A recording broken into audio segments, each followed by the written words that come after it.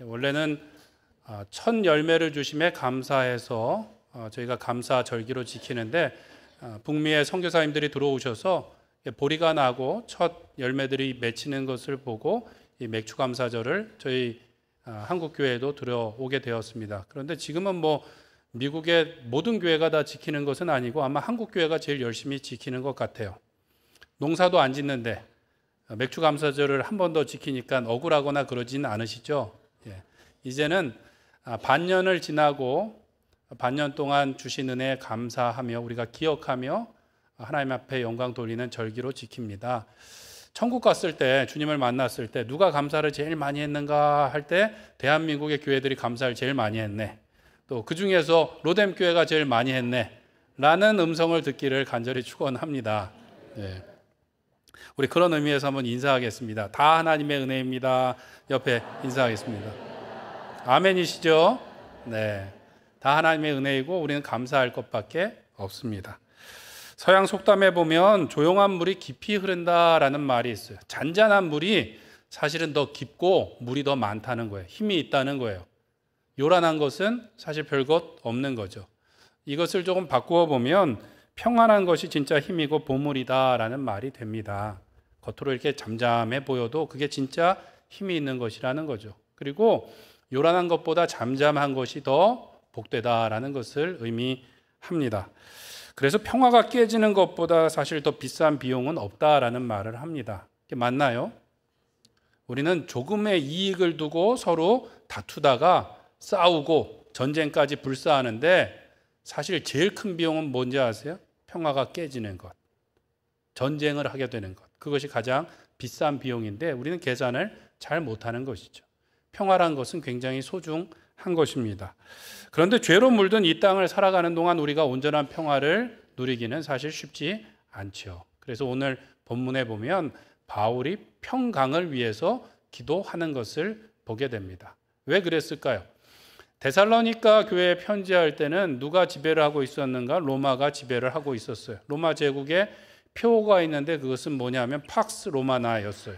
로마의 평화. 또 다른 말로는 로마에 의한 평화였어요.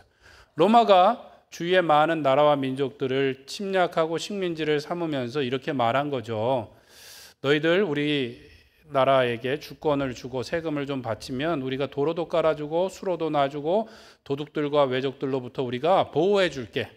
주권도 주고 세금을 조금 내기만 하면 돼. 이 진짜로 남는 장사인가요? 잘못된 건가요? 내 거 다 뺏기고 조금 보호해 준다라는 것은 사실 가짜 평화였죠. 로마 시대는 그런 시대였어요. 더군다나 데살로니가 교회는 조금 여러 가지 문제로 인해서 평안하지 못했던 것 같아요. 그래서 바울이 데살로니가 전서 편지를 쓰고 후서 마지막에 뭘 덧붙인 거예요? 평안에 대한 기도를 덧붙인 거죠. 왜 그랬는가? 바울이 데살로니가 교회를 개척할 때부터 사실 조금 어려움이 있었습니다. 안식일을 3번 지나고 회당에서 말씀을 전하는데 유대인들이 바울을 가만두지 않았어요. 시장의 불량배들을 선동을 해서 바울과 그 일행들을 고발했습니다. 어떻게 했는가? 이 사람들이 천하를 어지럽게 하던 이들인데 다른 데서도 그렇게 하더니 지금 이곳에 와서 야손의 집에 들어갔다. 아마도 회당장이었을 것 같은데 그 야손이 그들을 보호하고 있다라고 고발했습니다. 그리고 더 나아가서 가이사의 명을 거역하여 말하되 다른 임금 곧 예수라는 이가 있더라고 고발을 한 거죠. 이건 좀 심각한 겁니다. 당신은 누가 황제였습니까? 로마 황제만 오직 왕이었어요. 이 말은 다른 왕이 있다라는 것은 반역죄에 해당되는 것이고 최고형을 받을 수 있는 무서운 이야기였습니다. 그러니까 데살로니가 교회는 그 주위에 있었던 유대인들로부터 종교적인 박해를 받기 시작했고 그들로 인해서 로마 당국의 감시를 받게 된 것이죠. 이거 문제가 있는 거 아닌가라고 들여다보게 되고 또 조금 있으면 이제 실제적인 박해가 시작되게 됩니다. 또 한 가지 어려움이 있었는데 그것은 잘못된 신학이 전파된 것이었어요. 2장 2절에 보면 이런 이야기를 바울이 합니다. 영으로나 또는 말로나 또는 우리에게서 받았다 하는 편지로나 주의 날이 이르렀다고 해서 쉽게 마음이 흔들리거나 두려워하거나 하지 말아야 한다는 것이라고 이야기를 하고 있어요. 이 말을 하는 것은 쉽게 마음이 흔들리거나 두려워하는 사람들이 있었다는 걸까요? 없었다는 걸까요? 있었다는 거죠. 근데 무엇 때문에 그랬는가? 사람들 중에 주의 날이 이미 임했다라고 말하는 사람들이 있더라는 거예요. 이게 무슨 얘기입니까? 예수님의 재림이 이미 이루어졌다라고 말하는 사람들이 있었고, 더군다나 사람들이 바울이 쓴 편지다라고 말하면서 출처가 불분명한 편지를 들고 다니면서 이런 이야기를 했다는 것이죠. 예수님의 재림이 아직 오지 않았는데 재림이 왔대요. 세상이 종말이래요. 그럼 어떻게 해야 될까요? 더 열심히 예배하고 기도하고 교회에 모여야 될 것 같은데 그렇지 않은 사람들이 있었어. 아, 다 끝났구나.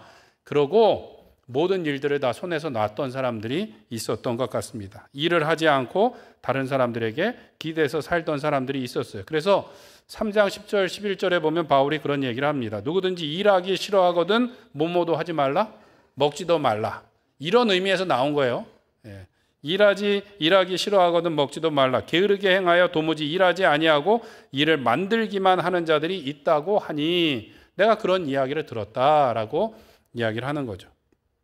데살로니가 교회는 밖으로는 핍박과 감시 가운데 있었고 안으로는 신학적으로 혼란과 공동체 무질서로 인해서 이 평강이 절실히 필요했던 때였습니다. 그래서 바울이 마지막에 특별히 기도하기를 축복하면서 평강을 주시기를 원하노라. 하나님께서 너희와 함께 하시기를 원한다라고 기도했던 것이죠. 오늘날 우리는 어떻습니까? 역사적으로 가장 풍요롭고 평화로운 시대를 살아갑니다. 그런데 데살로니가 교회처럼 어쩌면 이 평강이라는 말이 우리에게 쉽게 다가오지 않는 시대를 살고 있는 것도 같아요. 분명히 잘 살고 있는데 나는 가난한 것처럼 느끼고 있어요. 왜 그렇습니까? 상대적인 빈곤감에 시달리는 것이죠. 정말로 먹을 것이 없고 입을 것이 없고 가르칠 것이 없는 게 아니에요. 누구에 비해서? 다른 사람에 비해서 내가 좀 잘 못 먹는 것 같고 잘 못 입는 것 같고 덜 쓰는 것 같은 마음 때문에 내가 가난하다고 불행하다고 느끼는 시대 가운데 살고 있는 것이죠.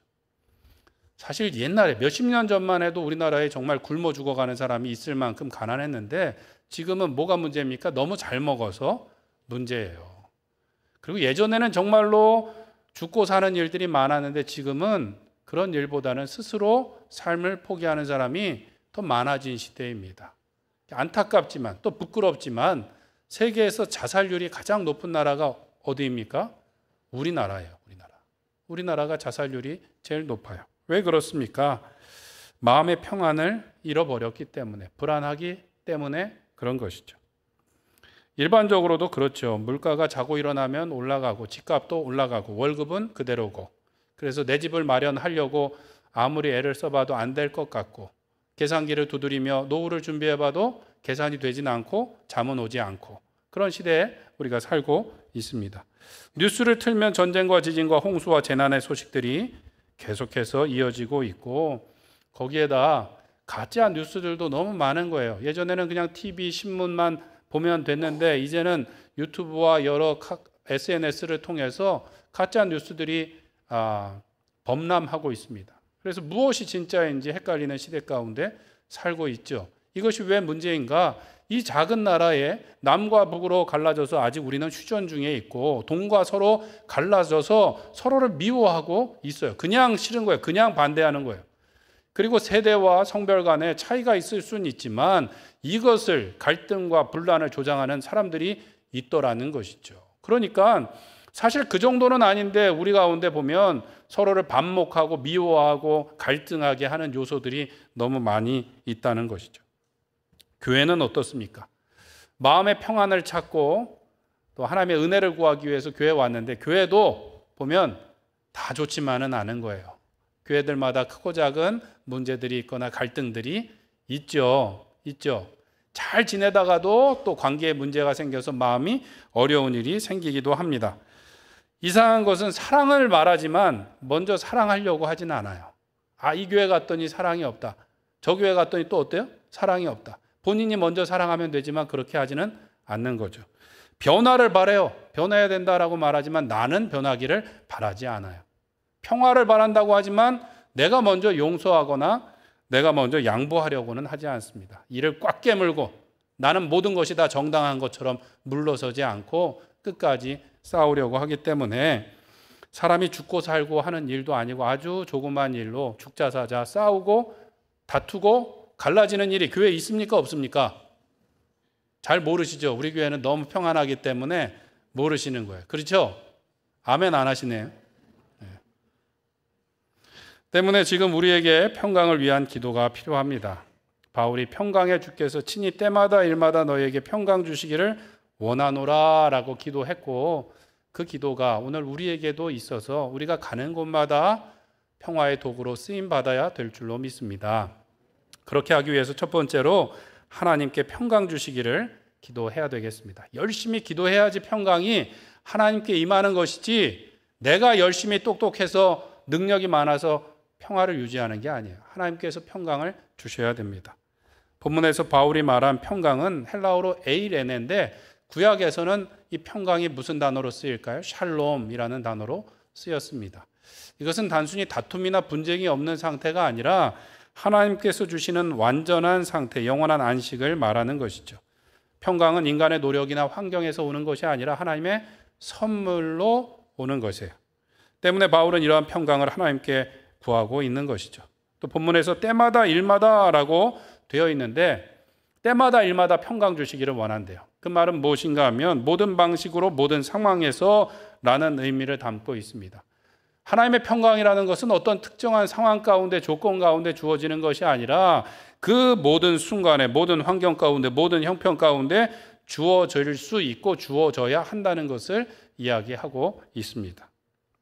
하나님의 평강은 외적인 조건과 무관하게 임할 수 있는 은혜인 것이죠. 그래서 그 평강은 조건적인 감정의 문제가 아니라 신적인 선물이라고 하겠습니다. 그러니까 문제가 없을 때만 평안한 것이 아니라 문제가 있음에도 하나님의 평안이 우리 가운데 있을 수 있다는 것이죠. 질병, 경제적인 어려움, 인간관계의 상처, 영적 공격, 불확실한 미래와 같은 상황에서도 하나님께서 우리에게 내적인 안정과 외적인 평강을 주실 수 있는 줄 믿습니다. 때문에 예수님께서는 제자들에게 이렇게 말씀하셨어요. 우리 한번 같이 읽겠습니다. 요한복음 14장 27절 시작. 평안을 너희에게 끼치노니 곧 나의 평안을 너희에게 주노라. 내가 너희에게 주는 것은 세상이 주는 것과 같이 아니하니라. 너희는 마음에 근심하지도 말고 두려워하지도 말라. 아멘. 예수님께 있는 평강을 우리에게 주신다라고 말씀하시면서 마음에 근심하지도 말고 두려워하지 말라고 말씀하셨어요. 예수님의 평안을 우리에게 주신다. 평강의 왕이신 예수님께서 우리에게 평안을 주신다라고 말씀합니다. 예수님은 얼마나 평안하셨습니까? 풍랑이 쳐서 배가 가라앉게 된 상황에서 어부들이었던 제자들이 어찌하여 우리가 죽게 된 것을 돌보지 않으십니까? 라고 말할 때 평안하셨어요. 누구를 믿기 때문에요? 하나님을 믿기 때문에 평안하실 수 있었죠. 주님께서 주시는 평강은 상황을 초월한 영원한 것인 줄 믿습니다. 오늘날 우리는 직장의 문제, 가정의 문제, 건강의 문제, 경제적인 어려움으로 인해서 마음의 평안을 잃어버리고 원래 상황보다 더 염려하고 더 두려워하고 먼저 우리가 걱정하고 애쓸 때가 있어요. 또 그것뿐만 아니라 더 많은 문제는 인간관계로 인해서 다 먹고 살만한데도 문제가 생겨요. 왜요? 관계 때문에. 관계 때문에. 싸울 일이 없음에도 불구하고 싸움이 생길 수 있는 것이죠. 그래서 사도 바울은 이러한 일들 가운데 무엇하라고 이야기하는가? 기도해야 된다라고 말씀하죠. 우리 빌립보서 4장 6절 7절 말씀을 한번 같이 읽겠습니다. 시작. 아무것도 염려하지 말고 다만 모든 일에 기도와 간구로 너희 구할 것을 감사함으로 하나님께 아뢰라. 그리하면 모든 지각에 뛰어난 하나님의 평강이 그리스도 예수 안에서 너희 마음과 생각을 지키시리라. 아멘. 모든 지각에 뛰어난 하나님의 평강이 그리스도 예수 안에서 너희 마음과 생각을 지키실 것이다 라고 말씀하고 있어요.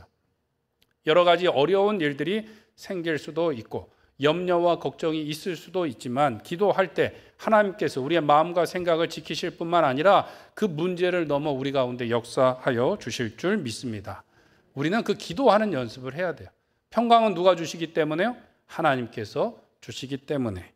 사람들은 흔히 돈이 많으면 또 성공하면 안정된 환경이 펼쳐지면 집만 하나 있으면 이번에 사업만 성공이 되면 평강할 것으로 생각하는데 그럴까요? 안 그럴까요? 한 고개 넘어가면 또 다른 고개가 나오고 이것을 얻고 나면 더 큰 것을 얻고 싶고 우리 마음 가운데 평안이 쉽게 찾아오지 않습니다. 가장 지혜로웠던 왕, 가장 부유했던 왕 솔로몬은 뭐라고 말합니까? 전도서에서 헛되니 모든 것이 헛되다. 그러면서 돈이 많으면 될 것 같은데 전도서 5장 12절에 이렇게 말합니다. 노동자는 먹는 것이 많든지 적든지 잠을 달게 자거니와 부자는 그 부요함 때문에 자지 못하느니라. 부자는 잠을 잘 못 잔대요. 잠을 잘 못 자도 그래도 부자가 돼봤으면 좋겠다라는 마음이 드시나요? 단순히 돈이 많고 적음의 문제가 아니라 뭔가 있는다고 우리의 문제가 해결될 게 아니라는 것이죠. 뭘 좀 더 가졌다고 해결될 수 있는 문제가 아니라는 거예요. 평안이라는 것은 돈이나 소유나 힘에서 오는 것이 아니에요. 누가 잘 보여주는가? 다니엘서에 보면 다리오 왕이 조서를 내려서 뭐라 그럽니까? 왕 외에 다른 신에게 절하는 자는 사자굴에 넣겠노라고 이 간신들의 꾀임에 빠져갖고 조서를 내리죠. 다니엘은 그 조서가 이미 도장이 찍힌 것을 알고도 원래 하던 대로 하루에 3번 자기의 집에 가서 창을 열어놓고 무릎 꿇고 감사하며 기도했다라는 것이죠. 어떤 일이 있든지 흔들리지 않고 그는 기도하는 가운데 평안했어요. 결국 사자굴에 들어가게 되었는데 다니엘은 불안해하거나 하나님을 원망하지도 않고 왕을 원망하지도 않았어요. 오히려 평안했습니다. 사자굴에서 천사들이 그를 지켜서 평안할 수 있었고 자기의 무죄함이 밝혀지지 않을까 염려하지도 않았고 오히려 왕에게 손해를 끼치지 않았노라고 왕을 안심시키는 사람이 누구였는가? 다니엘이었습니다. 누가 더 마음이 불안했는가? 다리오 왕의 마음이 더 불안했어요. 그는 자지도 못하고 금식했어요. 다니엘을 자기가 아끼는 신하를 보호하지도 못하고 사자굴에 넣고 나서 자지도 못하고 금식하고 날을 새고 나서 새벽에 달려가서 슬피 소리질러 이르되 다니엘아 다니엘아. 왜 슬픈 거예요? 왜? 그렇게 힘이 많고 돈이 많고 권력이 있는데 마음이 불안해갖고 다니엘아 다니엘아 아직 살아있니? 내가 섬기는 하나님께서 너를 구원했니? 라고 물었죠. 다니엘이 오히려 왕을 안심시킵니다. 그리고 그 다음에 보면 다리오 왕이 언어가 다른 모든 백성들에게 그 대제국에 있는 백성들에게 조서를 내리는데 뭐라 그러냐면 큰 평강이 있을지어다 라고 말해요. 백성들에게 야 너희들이 이제 큰 평강이 있을지어다. 왜냐하면 다니엘이 섬기는 하나님이 진짜 하나님이다. 그의 나라와 그의 영광은 무궁할 것이다 라는 이야기를 누가 해요? 다리오 왕이 하는 거예요. 다리오 왕이. 큰 평강이 어디서부터 온다는 거예요? 하나님으로부터 온다고 다리오 왕이 조서를 내려서 이야기했다라는 것이죠. 평강은 소유와 힘에서 오는 것이 아니라 하나님으로부터 옵니다. 때문에 우리는 기도해야 되는 것이죠. 예수님께서도 기도하셨나요? 안 하셨나요? 열심히 하셨죠. 특별히 귀신들이 나이를 쫓아내지 못해서 창피를 당한 제자들이 조용히 예수님께 물었어요. 예수님, 우리 지난번에 파송받았을 때는 병자도 고치고 귀신도 쫓았는데 이거 이번에 왜 못했습니까? 그랬더니 예수님이 뭐라고 말씀하시나요? 이런 이유가 기도 외에는 이런 이유가 나갈 수 없느니라. 기도해야 된다라고 말씀하셨어요. 예수님께서 마지막 십자가를 지시기 전에 겟세마네에서 기도하시는데 자신의 심정을 뭐라고 표현하십니까? 제자들에게 내 마음이 심히 고민하여 어떻게 되었으니? 죽게 되었으니. 내 마음이 심히 고민하여 죽게 되었으니 너희도 깨어 기도하라고 부탁을 하셨어요. 그렇게 마음이 어려운데 예수님 기도하시기에 힘썼어요. 어떻게 해요? 땀방울이 핏방울이 되도록 기도하시고 십자가의 위대한 사명을 감당하실 수 있었는 줄로 믿습니다. 예수님께서도 뭐라고 말씀하세요? 문제가 있으면 기도하라. 사명을 감당하기 위해서 뭐하라? 기도하라. 문제가 있으면 기도해야 돼요. 원망하고 불평할 것이 아니라 기도해야 되고 우리가 사명을 받았으면 직분을 받았으면 기도해야 그 일을 할 수 있는 것이지 내 힘으로 할 수 있는 것이 아니라는 거예요. 평강은 거저 주어지는 것이 아니라 기도할 때 하나님으로부터 오는 것인 줄 믿습니다. 바라기는 염려하고 원망하고 불평하기보다 감사함으로 우리의 아뢰일 것을 하나님께 아뢰므로 하나님의 평강이 충만하시고 문제를 이기며 또한 우리에게 주신 귀한 사명을 힘있게 잘 감당해 나가시는 우리 로뎀교회 성도님들 되시길 간절히 축원드립니다. 두 번째로 평강의 하나님의 동행을 구해야 되겠습니다. 본문에서 보면 주는 너희 모든 사람과 함께 하실지어다 라고 축복하고 있어요. 주님께서 너희 모든 사람들과 함께 하시기를 원한다라고 기도하고 있는데 그 주님이 어떤 주님이라고 이야기하고 있습니까? 16절 앞에 보면 제 얼굴엔 안 써 있고 성경에 써 있습니다. 그 주님이 어떤 주님이에요? 평강의 주께서 친히 평강의 주님이시래요. 평강의 왕이시래요. 그 말은 예수님께서 평강 그 자체이시고 본질이시고 근원이심을 이야기합니다. 이야기해요. 맞습니까? 안 맞습니까? 예수님이 평강의 왕이 맞으세요? 처음 들어보세요? 이사야서 9장 6절에 보면 오실 메시아에 대해서 예언하는데 이렇게 말합니다. 그의 이름은 기묘자라 모사라 전능하신 하나님이라 영존하시는 아버지라 모모의 왕이라 할 것임이라. 모모의 왕? 평강의 왕이라 할 것임이라. 왜 평강의 왕일까요? 죄로 인해서 하나님의 형상대로 만드신 사람들과 죄로 인해서 원수가 되어버렸어요. 그런데 예수님이 그 원수 관계를 해결하기 위해서 이 땅에 오셨죠. 무엇으로? 십자가로 자기의 목숨을 대신하셔서 그 원수의 관계를 끊으시고 사망과 죄의 권세를 끊으신 분이 예수님이시기 때문에 평강의 왕이라고 부르는 것입니다. 에베소서 2장 14절에 보면 그는 우리의 화평이신지라 둘로 하나를 만드사 원수된 것을 중간에 막힌 담을 자기 육체로 하시고, 그냥 말로 하신 게 아니라 뭐라고요? 자기 육체로, 자기 목숨으로 화평케 하신 분이 예수님이다라고 말씀하고 있습니다. 그래서 복음송가에 보면 그 있지 않습니까? 주는 평화 막힌 담을 모두 하셨네. 주는 처음 들어보신 우리의 평화 무엇다 맡기라? 염려다 맡기라. 여기까지 하겠습니다. 염려다 맡기라 주가 돌보시네. 주님이 우리의 평화시라고 말씀하는 것이죠. 주님께서 우리의 평화가 되셨어요. 그냥 말로 하신 게 아니라 뭐로요? 자기의 육체로 하셨대요. 자기의 목숨으로 우리에게 평화를 주셨대요. 그래서 산상수훈에 보면 참으로 복된 말씀이 나오는데 화평케 하는 자는 복이 있나니 저희가 하나님의 아들이라 칭함을 받을 것이다. 예수님은 화평의 왕이시고 오늘날도 가는 곳마다 화평케 하는 사람은 뭐라 불림을 받을 거라고요? 하나님의 아들이라 또 딸이라 칭함을 받을 것이다 라고 말씀하고 있어요. 진짜 믿음이 좋은 사람, 진짜 능력 있는 사람 뭐예요? 대단한 일을 하는 게 아니라 그 사람만 가면 분위기가 바뀌는 거예요. 그 사람만 가면 평화가 찾아오고 화평케 되고 분위기가 살고 일이 잘 되어가는 것이 정말로 믿음이 좋은 사람이고 복된 하나님의 아들이요 딸이 되는 줄로 믿습니다. 진정한 평강은 문제의 해결에 있지 않고 문제 가운데 하나님께서 함께 하시는 거예요. 함께. 하나님이 함께 하시는 것이 평강이에요. 예수님이 우리와 함께 하시는 것이 평강의 길입니다. 그래서 오늘 보면 함께 하시기를 하실지어다 라고 말하는데 이것은 굉장히 중요한 신학적인 단어예요. 구약에서도 보면 함께 하신다라는 단어가 많이 나오고 있습니다. 이것은 적극적인 보호와 임재를 말하고 있어요. 출애굽기에 보면 하나님께서 처음으로 어떤 공간과 장소와 물질의 거룩이라는 단어를 쓰십니다. 언제 그렇습니까? 성막을 주시고 그것을 거룩하다고 칭하시고 그곳에 임재하시죠. 임재. 이스라엘 백성들 가운데 임재하시고 그들과 동행하시기로 하신 것이 성막이에요. 그런데 이스라엘 백성들이 어떻게 했습니까?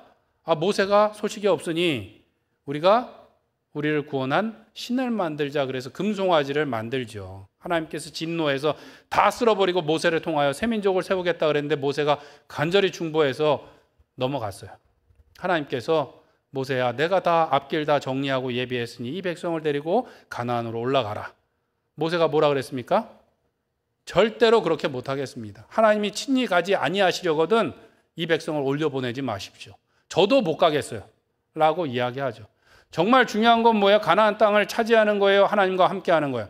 하나님과 함께하는 게 중요하다는 거예요. 모세가 아주 단호하게 저 그렇게 못하겠다고 이야기를 합니다. 모세가 사명을 다하고 그의 후계였던 여호수아가 세워집니다. 여호수아는 뭐였어요? 모세의 시종이었습니다. 200만이 넘는 그 백성들을 이끌고 이제 본격적인 가나안 입성에 들어가야 되는데 너무나 두렵고 어려운 일이었죠. 그랬더니 하나님께서 여호수아 1장 8절에 뭐라고 말씀하십니까? 뭐라고 말씀하시죠? 두려워 말며 놀라지 말라. 내가 어디로 가든지 내 하나님 여호와가 너와 어떻게 하시느니라? 함께 하시느니라. 두려워하고 놀라지 말아라. 여호수아야, 내 하나님 여호와가 내가 어디로 가든지 함께 하실 거야 라는 말씀을 반복해서 말씀합니다. 하나님께서 우리와 함께 하시는 것이 진정한 평강이고 샬롬인 줄 믿습니다. 비록 에덴 동산에서 그것이 깨어졌지만 성막을 통하여, 성전을 통하여 하나님께서 그 일을 이루어가고 계셨고, 그것이 깨어졌을 때 또 누가 오셨습니까? 하나님의 아들이신 예수님이 임마누엘 하나님으로 우리 가운데 오셔서 쇠하지 않는 성전을, 영원한 성전을 자기의 몸으로 지으셨노라고 말씀하고 있어요. 계시록에 가면 하나님의 장막이 그곳에 있고 하나님의 백성이, 하나님께서 그 백성들과 그곳에 영원히 거하시겠다라고 말씀하고 있습니다. 천국은 어떤 곳인가? 우리가 다 알지 못하지만 계시록에 보면 하나님이 함께 하시는 곳이다, 함께 하는 곳이다, 함께 하는 곳이다 라고 말씀하고 있어요. 천국이 왜 좋은가? 황금길이 깔려 있어서 좋은 것이 아니라 하나님이 함께 하시기 때문에 그것이 우리에게 복되고 영광이 되고 생명이 되고 기쁨이 되고 소망이 되는 줄 믿습니다. 이사야 선지자는 그래서 내가 물 가운데로 지날 때 내가 너와 함께 할 것이라고 말씀하고 있어요. 내가 불 가운데로 지날 때에도 타지 아니할 것이요. 왜요? 하나님께서 함께 하시니까 물 가운데 가든지 불 가운데 가든지 걱정할 것이 없다라고 말씀하셨어요. 다윗은 시편 23편에서 뭐라고 말씀합니까? 내가 사망의 음침한 골짜기로 다닐지라도 해를 두려워하지 않을 것은 주께서 나와 무엇 하심이라? 함께 하심이라. 다윗이 걱정이 없대요. 하나님께서 나와 함께 하시기 때문에 내가 걱정이 없고 영원히 하나님 집에 거할 것입니다 라고 소망하고 있는 것을 보게 됩니다. 우리도 그 하나님과 동행하기를 구함으로 날마다 평강 가운데 나아가시는 우리 성도님들 되시길 간절히 축원합니다. 왜 이게 중요한가? 기쁨이라는 것, 행복이라는 것은 소유에서 오지 않고 관계에서 옵니다. 우리는 삼위일체 하나님께서 공동체이시며 우리를 공동체로 만드셨어요. 함께 할 때 기쁨을 누리고 함께 할 때 그 가운데 진리의 말씀을 깨닫는 거지, 뭐 나 혼자 인터넷으로 예배드리고 뭐 좋은 데다 돈 보내고 헌금했다고 될 수 있는 게 아니라 우리는 그리스도의 몸으로 지음받았고 교회 안에서 있을 때 진리를 깨닫고 그 가운데 우리가 평강을 누리며 자라가며 열매 맺게 될 줄로 믿습니다. 그래서 어려운 일이 있을 때 사실 문제가 해결되지 않아도 우리 목장 식구들이 손 꼭 붙잡고 기도해주면 그걸 살아갈, 이겨나갈 힘이 나나요, 안 나나요? 나요. 집사님, 그 보태서 써. 보태서 쓰라고 준 봉투의 돈이 그 많은 문제를 해결하는데 진짜 보탬이 될까요? 보탬이 될 액수는 아니에요. 그런데 그보다, 그 액수보다 더 큰 힘을, 기도의 힘, 사랑의 힘을 우리에게 주는 줄로 믿습니다. 함께 할 때 어떠한 어려움도 이길 수 있도록 하나님께서 그렇게 장치를 만드신 것 같아요. 하나 되도록 하시기 위해서. 아이들이 병원 가서 주사 맞기 싫어하는데 아니야 맞아야 돼 그래갖고 나중에 포기하면 어떻게 해요? 엄마 품에 꼭 안겨서 주사를 맞죠. 엄마 품에 꼭 안겨 있으면 그 따끔한 주사가 좀 덜 따끔하게 될까요? 느낌상 그럴 수는 있지만 그렇지 않죠. 그런데 엄마 품에 꼭 안겨서 그 고통을 이기고 나갈 수 있죠. 우리도 마찬가지입니다. 하나님 품에 꼭 안겨 있을 때 우리 앞에 있는 문제를 이기고 나가서 더 큰 은혜 바다로 우리가 나가게 될 줄로 믿습니다. 평강에 하나님께서 우리와 영원히 함께 하시겠다라고 말씀하셨어요. 예수님께서 내가 가는 것이 너에게 복이 있다. 내가 가면 하나님께서 또 다른 보혜사를 보내주신다라고 말씀하셨는데, 보혜사라는 말은 파라클레이토스, 옆에서 말하는 사람이래요. 무슨 뜻인가 하면 헬라어로는 변호사, 상담자, 그리고 격려자가 되신다라는 거예요. 억울한 일이 있습니까? 하나님께서 우리와 함께 하시니 하나님께서 우리의 변호사가 되시고, 마음에 답답함이 있습니까? 하나님께서 우리의 상담자가 되어 주시사 우리의 마음을 치료해 주실 줄 믿습니다. 힘이 없습니까? 하나님께서 우리와 함께 하시며 우리를 격려하시며 우리에게 힘을 주실 줄 믿습니다. 바라기는 우리 마음, 우리 삶에 여러 가지 어려움이 있을지라도 다른 것을 구하는 것이 아니라 하나님을 구하며 하나님과 동행하며 어려움을 이기고 나가며 하나님의 평강을 누리며 전할 수 있는 우리 로뎀교회 성도님들 되시길 간절히 축원합니다.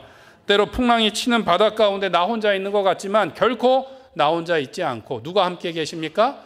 하나님께서, 성령님께서 우리와 동행하시며 우리에게 힘을 주시는 줄 믿습니다. 바라기는 그 예수님을 꼭 붙들고 나감으로 풍랑을 이겨나가며 더 큰 은혜의 바다로 나가 하나님의 놀라운 은혜와 평강을 전할 수 있는 주님의 권속 되시기를 간절히 축원합니다. 우리 함께